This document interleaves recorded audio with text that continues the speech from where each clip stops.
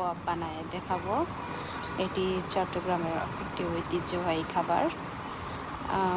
আমি মূলত মাংসের কোয়াব বানানোর জন্য কয়েক টুকরা গরুর মাংস নিয়েছি এবং মাংসগুলোকে ম্যারিনেট করে তারপরে হালকা চুলায় সেদ্ধ দিয়ে সেই মাংসগুলোকে তেলে ভেজে নিয়েছি এবং লাস্টলি একটু ডিজাইন করে প্রেজেন্ট করছি। এই তো, ধন্যবাদ আপনাদেরকে আমার ভিডিওটি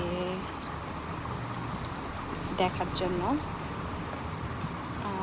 নেক্সট ডে আরও ভিডিও নিয়ে আসার ট্রাই করব।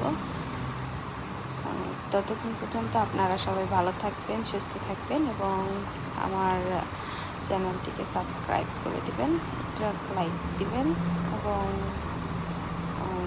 শেয়ার করে দেবেন। Thank you. আল্লাহ হাফেজ।